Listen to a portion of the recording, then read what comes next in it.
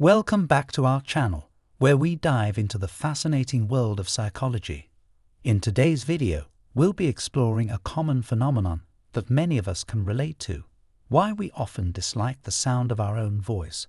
Have you ever wondered why your voice sounds different when you hear it in a recording? Let's uncover the psychological factors that contribute to this perception. So grab a seat, hit that subscribe button, and let's get started.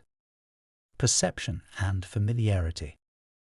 One key reason why we may not like the sound of our own voice has to do with how we perceive it.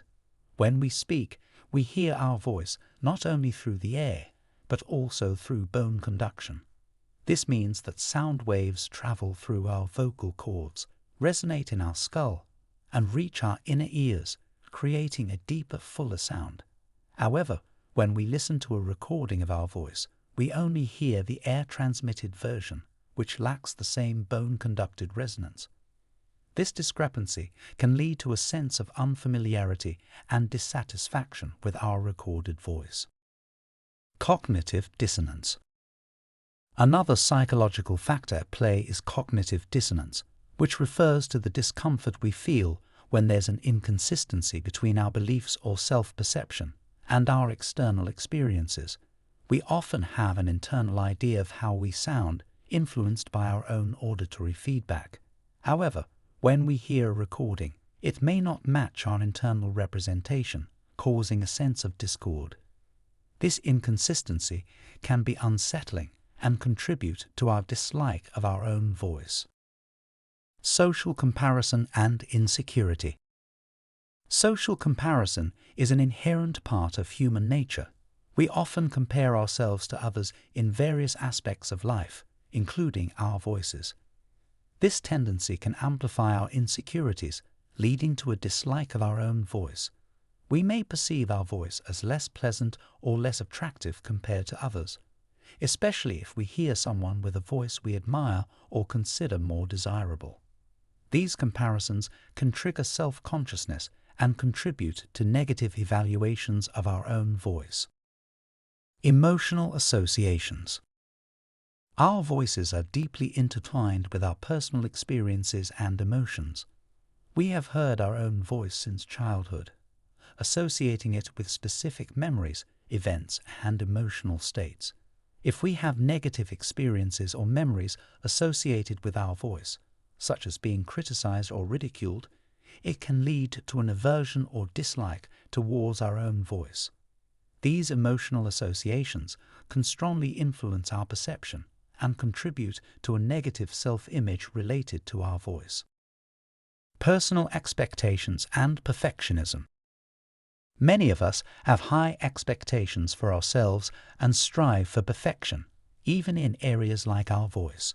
We might have a particular ideal in mind, perhaps influenced by media or societal standards, and compare our actual voice to this unrealistic standard. If we perceive our voice as falling short, we may develop self-critical thoughts and feel dissatisfied. Perfectionism can intensify our dislike of our own voice and create a continuous cycle of negative self-evaluation. Overcoming voice dislike. While it's natural to experience some level of dissatisfaction with our own voice, it's essential to remember that our perception of it may not align with how others perceive us. Here are a few strategies to help overcome this dislike. Acceptance. Embrace the uniqueness of your voice and recognize that it's a part of who you are.